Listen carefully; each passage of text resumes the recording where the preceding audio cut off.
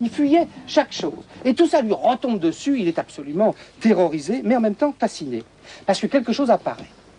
C'est que la petite phrase ne joue plus dans la fonction de nœud, de résonance qui va colmater ce mur de la quotidienneté, mais se met à vivre, à palpiter d'une autre façon.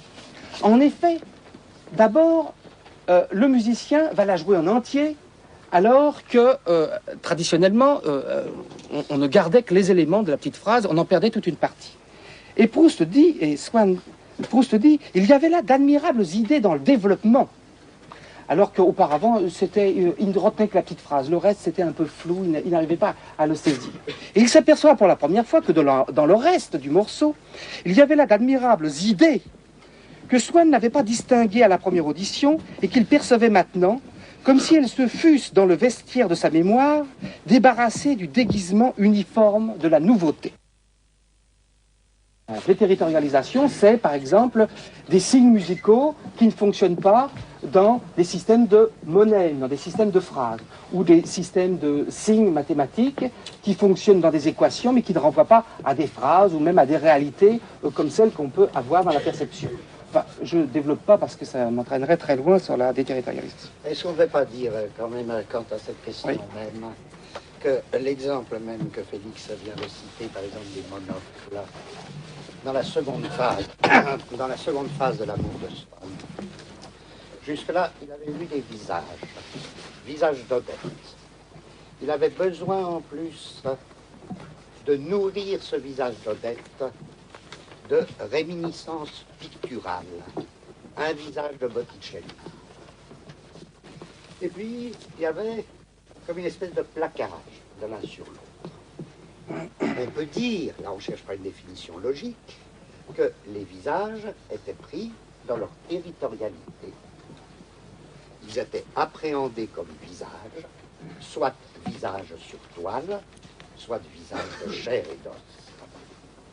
C'est, mettons, l'état de territorialisation du visage, comme toute chose, a des états territoriaux. Dans le second moment, à la fin de l'amour, il commence donc par toute autre chose à aller à une réception. Et il commence à voir non plus les visages des valets, mais une véritable défection des visages de ces valets, qui forment une espèce de ligne. Il le dit dans le texte même, dans mon souvenir, je crois. Vous allez dire la citation. Il dit à peu près, ces visages perdaient la faculté qui leur est ordinaire, sous-entendu, nous dirions territorialement, d'assigner la reconnaissance de quelqu'un. C'est toi, comment tu vas? Il n'était plus qu'un système de lignes. On dit comme ça à première vue, quitte à s'expliquer plus tard. C'est une espèce d'état où le visage se déterritorialise. Ensuite, il entre dans le salon, et c'est tous les gens. La série des monocles. Le monocle, c'est une cicatrice, ou une paire de lunettes, c'est aussi, normalement, dans le cycle des redondances ordinaires. La lunette comme redondance de l'œil, le monocle comme redondance de l'œil, c'est une certaine manière de territorialiser le visage. Là, au contraire, se fait une ligne de déterritorialisation où tout l'art va être mis en jeu, mais une nouvelle compréhension de l'art. L'art, au lieu de se rabattre sur le visage d'Odette, c'est le visage d'Odette qui va finir par se dissoudre. Alors, je crois qu'on emploie ligne de déterritorialisation en ce sens, lorsque se fait ce basculement dans l'usage. À la lettre, le visage est arraché à sa territorialité, n'est plus un visage, comme vient de dire Félix, se fond dans des traits de visagéité, et c'est pas encore fini, parce que qu'est-ce que ces traits de visagéité vont devenir? Est-ce que ça se rapporterait un petit peu au mot des investissements? Non, pas du tout. Oh non, justement. C'est ça que... Il y a au contraire autant d'investissements Dans l'autre. Dans Odette, mais des investissements dont... Ah, ça s'accompagne d'un désinvestissement de Odette elle-même. Ah non, c'est pour cela, le mot fin de l'amour de Swann pour Odette ça ne va pas de soi. Il a épousé. C'est d'ailleurs après la fin de l'amour de soi. D'accord, je vais trop vite. Bon, alors écoutez, j'essaye de boucler ça, ce que j'ai préparé, puis on reprend la discussion, en particulier sur le problème des investissements. Alors, de même que Proust a la tentation de rapporter les choses quelquefois à des entités de type trou noir comme la mémoire, là, d'un seul coup, il est tenté de faire le musicologue et d'essayer de faire une analyse dichotomique, disons, de la petite phrase. Et puis, alors il dit, mais au fond, peut-être que ce qui me donne cette impression de douceur rétractée, frileuse dans cette phrase, c'est le faible écart entre les 5 notes de la phrase et le rappel constant de chacune d'elles, et puis il s'arrête, et puis il dit non. Non. C'est une mystérieuse entité. C'est quelque chose d'autre. C'est un univers différent. Il y a des univers différents, des sortes d'incorporels qui sont produits par des artistes comme Vinteuil. Et il dit, et ça il faut le prendre comme tel. Il dit, c'est une expérimentation. C'est pas des ineffables. Il dit, il parle à ce moment-là, il évoque l'expérimentation de Lavoisier ou d'Ampère. Vinteuil, il a expérimenté quelque chose de très particulier. Il dit, même quand on ne pense pas, quand Swann ne pense pas à la petite phrase, elle existait, latente dans son esprit, au même titre que certaines notions sans équivalent, comme la notion de lumière, de son, de relief, de volupté physique. Et alors là, il a une espèce de réaction anti-cogito, là, il se reprend, disons, il ne tombe pas dans le trou noir, il dit, eh bien, généralement, on a tendance à penser que l'âme, c'est quelque chose comme du néant. Et puis des musiciens nous montrent des thèmes qu'ils ont trouvés. Ils nous montrent quelle richesse, quelle variété cache à notre insu cette grande nuit impénétrée et décourageante de notre âme, que nous prenons pour du vide et du néant. Et il dit, à ce moment-là, on ne peut pas douter de l'existence de cette sorte, moi je dirais, de machine, ou de bloc machinique. On ne peut pas en douter. De même qu'on ne peut pas douter de la lumière de la lampe qu'on allume. Et là, c'est comme s'il y avait une espèce de mise en question de la procédure réductionniste de Descartes. Il dit, c'est un ordre de créature surnaturelle qui est mis en jeu. Dernier point concernant cette déterritorialisation à partir de la phrase musicale, c'est la perte du sujet. La perte du sujet qui était déjà amorcée dans la composante iconique avec ce dédoublement, ces lignes, cette prolifération des portraits des personnages. Mais d'un seul coup, la petite phrase devient le sujet de l'énoncé. C'est elle qui se met à parler. Et la petite phrase regarde les gens autour d'elle. Et puis elle les juge et dit, tiens, elle a des opinions sur les états d'âme des gens. Elle change complètement la position par rapport au sujet antécédent. Et là, il y a une sorte de nouvel agencement. C'est la petite phrase qui réorganise la subjectivité des gens qui sont là dans le salon et puis de Swann lui-même. Dans un rêve, il décrit un rêve où on voit éclater vraiment complètement les traits de visagéité. À un moment, il voit Madame Verdurin le fixa d'un regard étonné. Durant un long moment, il retrouve les Verdurins comme si de rien n'était. Pendant lequel il vit sa figure se déformer, son nez s'allonger, et il lui dit des grandes moustaches à Madame Verdurin. Il est horrifié, il se détourne, et il voit Odette qui est comme avant, tendre, amoureuse. Les yeux en larmes, pleins de tendresse, et dit-il, ses yeux sont prêts à se détacher, comme des larmes, pour tomber sur lui. Les yeux sont là, prêts à basculer sur Swann. Alors, tout se rejoue d'un coup, un immense élan d'amour et de tendresse, et puis d'un seul coup, Odette dit, ah mais non, je m'en vais. Lui, il est tenu de parler à Mme Verdurin. Elle s'en va, sans lui fixer rendez-vous, et elle part avec Napoléon III, qui était là. On voit bien, alors là, la série des monocles qui continue, des généraux, et des moustachus, et je sais pas quoi. Et à ce moment-là, toute la visagéité éclate, et c'est terminé avec Odette. Il dit, il éprouva de la haine pour Odette. Il aurait voulu crever ses yeux, qu'il aimait tant tout à l'heure, écraser ses joues en fraîcheur. Pourquoi ça vient tout d'un coup, là? Alors qu'on n'a rien prévu, quand même. Pourquoi c'est venu comme ça? Pourquoi tout d'un coup, ça aurait pu être autre chose que Odette et Swann. On parlait des trous noirs. Mettons, il y a un moment, vraiment, qui alors fonctionne comme trou noir. Et comme redondance subjective. Il faudrait reprendre la lettre du texte, enfin ceux que ça intéresse, ben, c'est l'occasion de relire des passages de Swann. Il me semble que constamment ça apparaît, le système de redondance, Odette, Swann. Dans le cas de Swann, ce qui l'intéresse avant tout, c'est la peinture. Alors, quand il voit une petite bonne, il faut que ça lui rappelle. Drôle de truc, ça c'est vraiment la redondance de résonance. Il faut toujours que ça me rappelle quelque chose. Si ça me rappelle rien, alors, je suis perdu. Alors lui, son truc, c'est il faut que ça lui rappelle un grand tableau.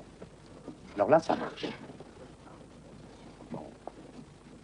Qu'est-ce qu'il fait? Il y a au centre, je schématise, il y a au centre les deux visages.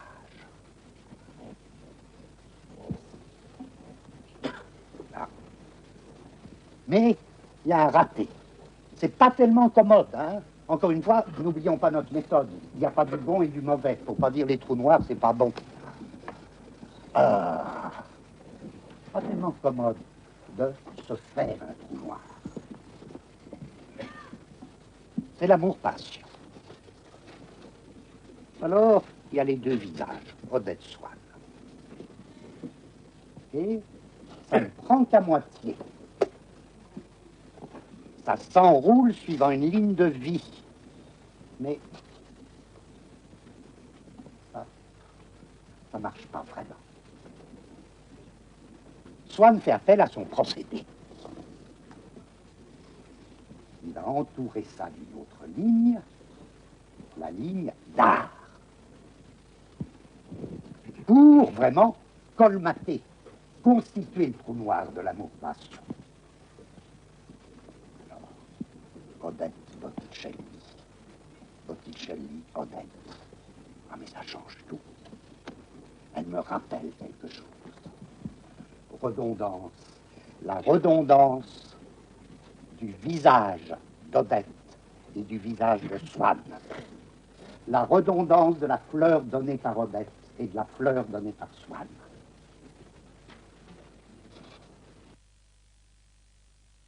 La ligne d'art qui vient entourer et assurer l'enroulement de la ligne vécue. À ce moment-là, ça me rappelle quelque chose. Swann est vraiment happé par le trou noir. Et puis, il a fait cette rencontre étonnante qui n'est pas tellement dans son procédé. Ce qu'il y a de bien, c'est que tout ça, c'est tellement du vécu. Voilà. Nos procédés sont toujours dépassés. On sert de nos procédés pour dépasser ce qui ne va pas dans le vécu, et puis nos procédés sont dépassés par quelque chose qui est peut-être comme un autre ordre. C'est qu'il a entendu la petite phrase de Vinteuil. C'est une troisième ligne. C'est une ligne musicale. Et la petite phrase de Vinteuil, bon, elle l'a émue. Mais elle l'a émue sous quelle forme? Elle l'a ému précisément parce qu'il s'est dit, mais c'est inespéré ce truc-là. C'est ça qui va me permettre d'aller jusqu'au bout de l'amour-passion. Et il s'en sert comme d'une troisième ligne, qui alors va vraiment ficeler le tout, va assurer le trou noir de l'amour-passion. Et vous aurez, si je reprenais mon dessin, de l'autre fois, je ne sais plus si je l'avais fait. Enfin, Swann, Odette, leur précipitation vers le trou noir de l'amour-passion, avec la ligne vécue des deux visages, la ligne picturale nécessaire, la ligne musicale. Et il faut qu'il y ait un système de redondance perpétuelle d'une de ces lignes à l'autre, Au point qu'à ce niveau, la petite phrase de Vinteuil va être arrachée à son ensemble. Elle va valoir comme une espèce d'indicatif de la radio, de la télé. La petite phrase de Vinteuil surgit. Swann regarde Odette. Odette regarde Swann. Elle fait redondance avec les signes picturaux. Elle fait redondance avec les visages, au point que c'est devenu un signe entre eux deux. Au point que le reste du grand morceau de Vinteuil, il s'en fout complètement. Ah, ma petite phrase. Ah, ma petite phrase. Odette cligne de l'œil. Tu te rappelles la petite phrase? Lui, dit Odette. Oui, la petite phrase. C'est le système des redondances subjectives. Non, je voulais dire quelque chose. Le petit dessin? Ouais. Ah ben oui. Parce qu'en fait, il y a une espèce de dessin que j'aurais envie de faire, Oui. qui serait plutôt... Ah oui, mais toi, t'as de la craie. ouais. Plutôt comme ça. Et, Odette, Swann, et à partir de là, le même dessin que toi tu viens de faire. Mais je veux dire que vraiment, il y a quelque... Enfin, je peux pas en parler, tu vois. Tu éprouves, tu veux ajouter une verticale. Enfin, cette verticale, c'est une séparation. Ah, d'accord. C'est-à-dire que, D'accord. bon, D'accord. il y a, tu vois, D'accord. Ouais. c'est une séparation. Tu vois, c'est-à-dire ici, Odette, ici, Swann. Oui. Bon, et de chaque côté, si tu veux, on peut faire le même dessin que tu viens de faire. Oui. Mais en fait, bon, il y a un moment, enfin, du moins, On s'arrange. enfin, où il y a une faille vraiment terrible, quoi. Et qui est vraiment pas du même ordre que, bon, Alors, que le rapport en effet, avec l'art et avec... ça va être complètement nécessaire pour le second moment, en effet. Alors même, on peut ajouter ça, sans que je commente, et ça devient un dessin parfait. Ouais, c'est pervers. Hein? Voilà, ça c'est les visages séparés. Supposons que les signes d'amour de Swann pour Odette, supposons, c'est une supposition, ça entre seulement dans les signes du salon de Verdurin. Ce qui fait que tous les signes d'amour émis par Swann vis-à-vis d'Odette entrent non pas dans une déterritorialité, mais dans une territorialité du signe des Verdurins. Alors, qu'est-ce qu'il fait? Non, mais ce qu'il fait, ça fait autre chose. Mais ça fait que... Il nous faut ça. Premier moment, comme tu viens de dire, ce système du trou noir appartient à une territorialité, la territorialité de Verdurin, avec des nuances. Mais ça fout en l'air toute possibilité de parler d'esthétique et d'esthétisme de Swann. Qu'est-ce que cela veut dire, l'esthétisme de Swann? Parce que finalement, pour nous, Beethoven ou Wagner, chez les Verdurins, ça renvoie vraiment à un signe parfois unique, c'est celui d'une communication. Et c'est la même chose chez les Guermantes. C'est ça qui fait finalement. On ne peut pas parler de déterritorialité de... Tu vas trop vite. Oui, mais la question c'est que Swann joue seul en fait, et quand le réel refuse de jouer, il joue à sa façon peut-être.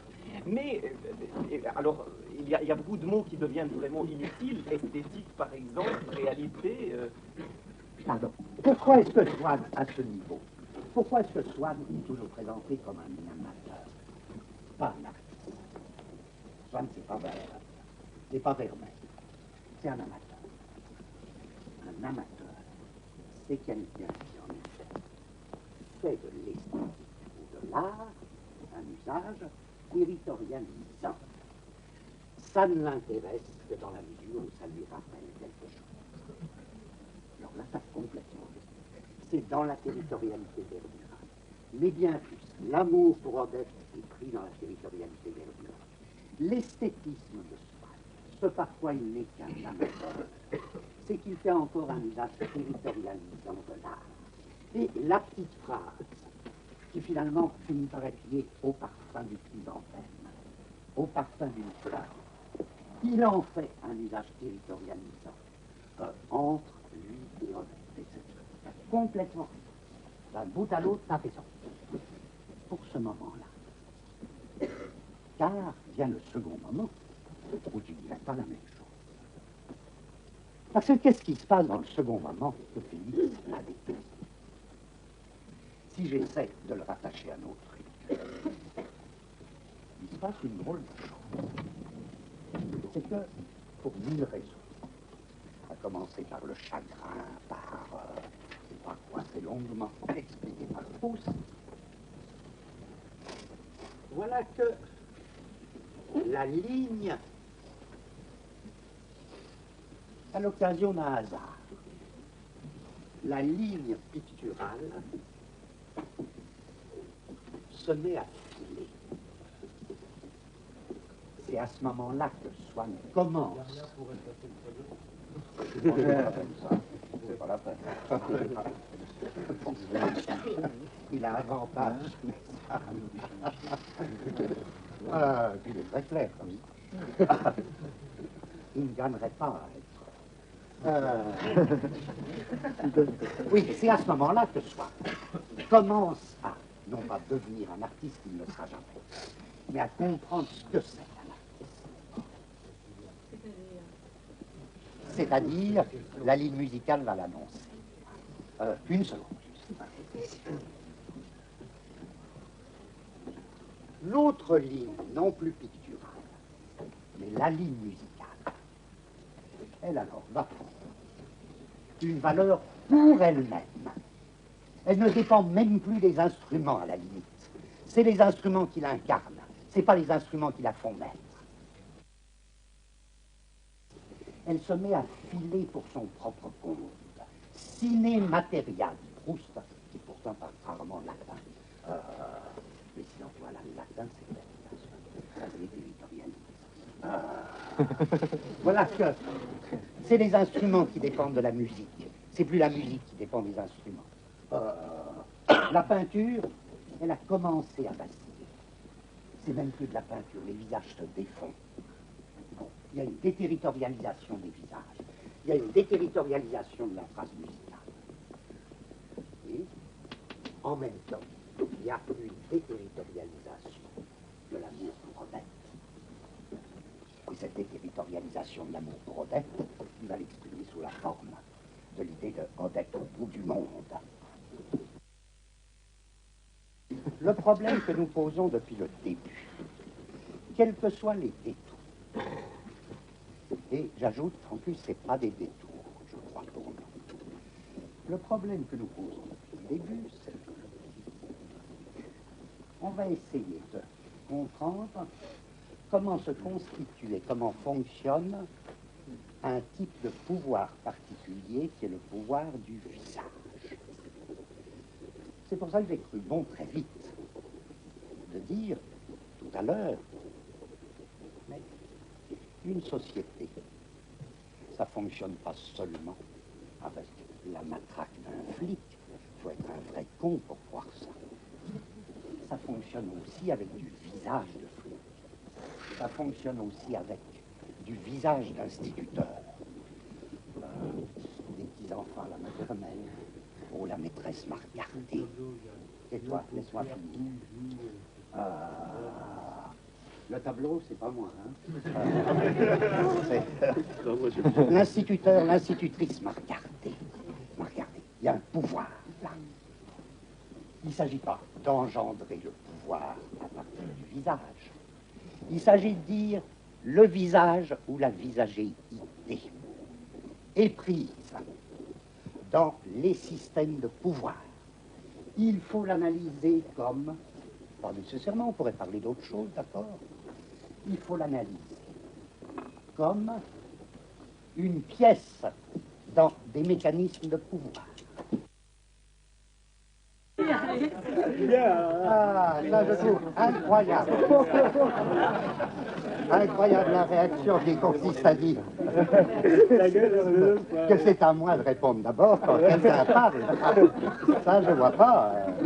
Simoni, tu dis, hein.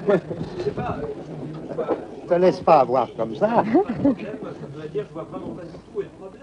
Bah oui. D'ailleurs, il n'y a pas de problème du tout dans cette histoire.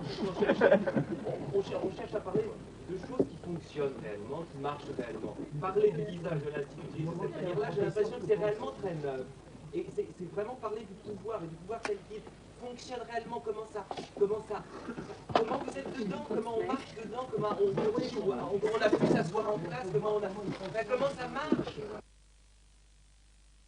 Non, parler du visage de Giscard d'Estaing. Écoute, laisse-moi finir. Tu me poses une question, laisse-moi finir ma phrase, mais. Non, écoute, je t'en prie, laisse-moi finir, j'en ai pas pour longtemps. Je veux simplement dire que pour le visage de Giscard d'Estaing ou la voix de Giscard d'Estaing, bon, on peut en parler d'une manière qui est réellement très utile et qui est certainement pas, je sais pas, ne pas s'intéresser à ce qui se passe dans le métro, ce qui se passe actuellement en tôle pour les. Les travaux pratiques, mon cher. Bon. Tu peux pas te lever qu'on voit ton visage. Son visage. Ce que Félix et moi nous vous proposons, nous l'avons déjà écrit, que nous nous resservons de vieux trucs. Je dis que c'est diffamatoire.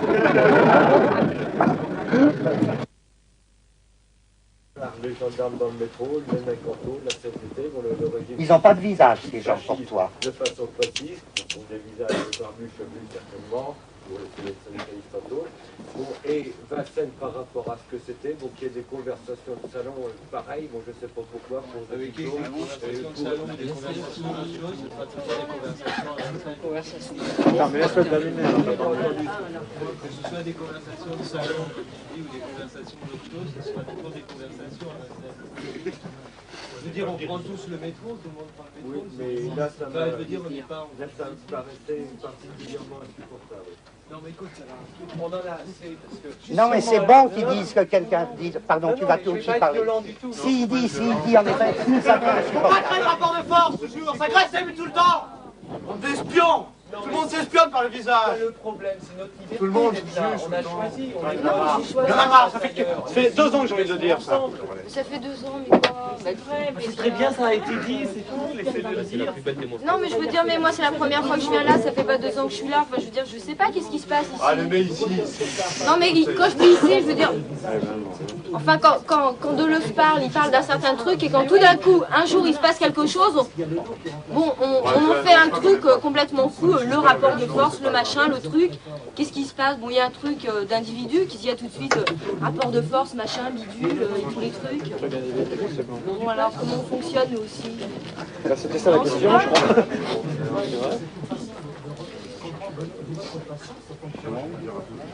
Hein? On cherche à démonter, à chercher des instruments, à chercher des modes de repérage qui ne soient pas ceux de la psychanalyse, qui ne soient pas ceux classiques du marxisme, et qu'il faut qu'on ait une certaine liberté de dire des conneries, je trouve, ça qu'on se fasse tomber dessus à propos de ce qui se passe avec l'armée et tout ça. C'est peut-être le plus court chemin qu'on prend. J'en sais rien. Et moi, je voudrais lui dire... Tu dis quoi, c'est le nom qui marche. Parlons-en, moi je crois pas que ça soit... Et moi, je voudrais lui dire un truc, là. Par rapport à ce que tu dis, je sais pas, dans le métro, dans la rue ou dans les prisons, eh ben, il y a par exemple 2 choses qui me semblent intéressantes. C'est dans le bus, il y a quelques années, il y avait un mec qui était le chauffeur, et puis à l'arrière du bus, il y avait un mec, et on passait devant lui, on lui donnait un ticket, tu vois. C'est-à-dire maintenant, il n'y a plus qu'une seule personne dans le bus, et qu'est-ce qu'elle fait? Elle est le chauffeur et le flic. Hein. Et l'autre jour, je l'ai entendu, le mec l'a dit clairement dans le bus, moi j'ai des yeux partout, je suis là pour ça. C'est-à-dire que si tu montres pas ta carte ou si tu as autre chose, c'est-à-dire qu'il le sait, tu vois. De la même manière que quand tu vas dans un Monoprix ou n'importe où, hein, que ce soit les caissières ou les vendeurs, non seulement ils te vendent leurs marchandises, mais je veux dire qu'en plus, ils savent pourquoi tu es là. C'est-à-dire, est-ce que tu vas acheter, est-ce que tu vas voler? Bon, et par rapport à ça, bon, il me semble que, je sais pas, au PC par exemple, enfin bon, c'est con de dire ça parce que je m'en fous du PC. Mais il me semble que dans des endroits où on est là pour en parler, il me semble qu'on n'en parle pas et que par exemple, bon, être capable à un certain moment dans le bus, au supermarché, de désamorcer tout ce truc, c'est vachement important. Parce que c'est quoi qu'on vit tous les jours? Moi je dirais, en effet, ce qu'on vit tous les jours, c'est quand même que... Tu dis que ça se voit à la gueule, c'est ça? Mais je dis pas que ça se voit à la gueule. Mais je dis pas que ça se voit à la gueule, parce que si tu veux, quand je rentre dans un Monoprix, dans ce cas-là, toutes les bonnes femmes vont venir me voir avant que j'ai pris quoi que ce soit.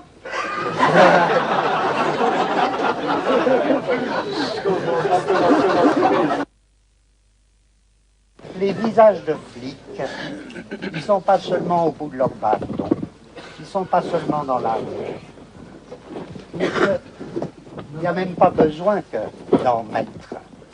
Il y a une présence. C'est même pour ça qu'on emploie ce mot lorsque quelqu'un va nous dire non, mais visagéité. C'est pas de la métaphysique, ça. Alors qu'est-ce que c'est? C'est pour indiquer que précisément, il n'y a même pas besoin que le visage soit là, en chair et en os. Que la maîtresse, elle peut partir de l'école. Qu'il y aura un quelque chose, un rouage de pouvoir, qui n'a pas besoin d'être incarné actuellement. On se demande, est-ce que ça fonctionne à la manière d'un surmoi? Par exemple, il y a des gens qui diront, psychanalystes, mais toi, tu pourras aussi bien le dire. Ça, alors, tu arrives sur nous. Nous, on pense que des notions comme celle de surmoi, ça vaut rien, etc. Donc, que ces rouages de pouvoir, ça fonctionne pas comme ça. Alors, on se demande comment ça fonctionne. Là-dessus, on nous dit à quoi ça mène tout ça. Au choix, à les faire fonctionner, à les faire défonctionner, à analyser dans une salle les rapports de force qui s'établissent, ou autre chose que les rapports de force, hein, à attendre la séance prochaine, qui elle sera d'une toute autre nature, sur tout ça. Comme dit l'autre, c'est de la politique.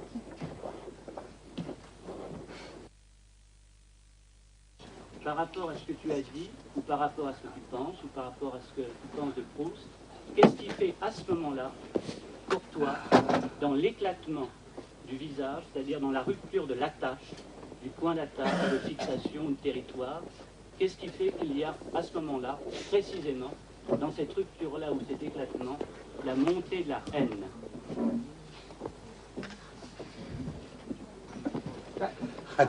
Très schématiquement, je crois qu'à partir du moment où les yeux sont crevés, il cherche au dernier moment à reconstituer la visagéité d'Odette, et là-dessus, toutes les visagéités foutent le camp, avec l'histoire des monocles, le nez qui s'allonge, etc. À ce moment-là, de façon ultime, il faut qu'il reconstitue autre chose, il faut qu'il se refasse un monde. Et je crois que la haine constitue dans le fait qu'il n'a pas la vocation des lignes de fuite. Nous sommes tous dans l'idéologie. Premier point. Bon, aussitôt que nous faisons une certaine culture, bon, c'est-à-dire considérer, d'abord, le problème, je le pose, et je vais citer une femme, oui, c'est-à-dire l'adolescente, Colette, justement. Alors, je cite ce truc, c'est-à-dire les villes, hein, les rêves inassouvis, hein, les châteaux en Bavière. Je parle de Colette, parce que, qu'est-ce que c'est, Colette, justement? Qu'est-ce que c'est, hein? Non, je parle de ça, ou Panaïs Strati ou Kazantzakis. C'est trois types, bon, qui sont pas du tout ni à gauche, je sais pas, dans lequel Colette, personne n'en parle, les bonhommes parlent tous. Toi, dont tu parles, on parle toujours des bonhommes. Ouais, ça c'est vrai, Je dis rien à ras-le-bas. Je dis, tu comprends? Je dis, j'ai vu le voyage des comédiens, je parle de ça, parce qu'il est bien et il est mauvais, je veux dire. Mais, il est vrai que on risque tous d'être contaminés par la peste. C'est pas ça le truc. C'est que, en pleine période fasciste, une bonne femme qui fait du musical, ou là, faisait avant, je sais pas, qui se met à dire vive le bonheur. Et j'opposerai Colette à Kafka. Écoutez, hier, un écrivain, un interview, Didier Decaux chez Jacques Chancel. Il a dit c'est merveilleux d'être prêtre, c'est donner des ordres à Dieu. Alors la gauche, comme Guattari, veut donner des ordres à Dieu au parti. Qu'est-ce que c'est que ça? Vous êtes dans les prêtres. Le problème n'est pas là, justement. Ou est-ce que le truc, c'est que, bon, Zorba, quand il danse devant le fascisme en Grèce, c'est pas ce truc. Hein? Et pas au niveau de la folie, le problème de l'ailleurs. Hein? Ça, c'est vachement important. Le problème, je pose le problème. Parce que, bon, quand tout le monde est en... Je ne sais pas qu'est-ce qu'il faut faire. Je veux dire, il y a deux solutions. Le suicide. qui est l'acte manqué, et la résistance, c'est-à-dire l'obscur, ou un des deux, la danse. Il n'y a pas de votre situation qui... C'est pas la peine de parler de tout, parce que si on commence à parler du système, le fascisme approfondit toujours qu'on en parle. Et peut-être pas Soligny. Enfin, il a fini comme dans ses films, certains diront c'est merveilleux, mais moi je lui dis il y a quelque chose qui ne va pas, il est dans le Christ. Alors opposer le Christ à l'église, c'est merveilleux, c'est Dostoïevski, ça renvoie à la culpabilité. Hein, et à la soumission, la révolte, et Dostoïevski, le père, de tsar, c'est un truc vachement dur. Oh, tu permets, le PC reflète la moitié des ouvriers en France. Je n'ai pas déconné. Toi, tu n'es pas en rapport avec les ouvriers. Comment je suis pas en rapport? Mais absolument pas. Mais non. Oui, attention, je pose le truc. C'est le problème de la guerre. Toi, Deleuze, tu disais, Freud avait tort. Enfin, il était dans l'idéologie, il parlait de la pulsion de mort de la guerre. Ça nous remet en place sur la gueule. Qu'est-ce que c'est que ce truc? À l'heure actuelle, en France, il y a une psychose de la guerre. On ne sait pas où est l'ennemi. Avant, c'était la Chine. Il y a, je sais pas, personne n'est capable de l'analyser. Toi, tu dis exactement ce dont ils ont parlé. Tu dis ça nous revient, ils se sont en plein dans la gueule. Oui. Eh bien, ils n'ont fait parler de rapeté, de rabattage, etc. Donc, si tu avais écouté, tu aurais peut-être...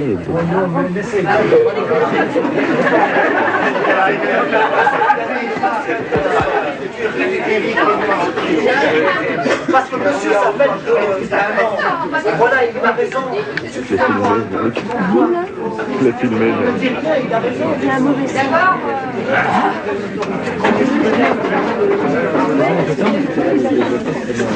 Voilà. On se tire. Ben oui, c'est pas mal. C'est pas mal.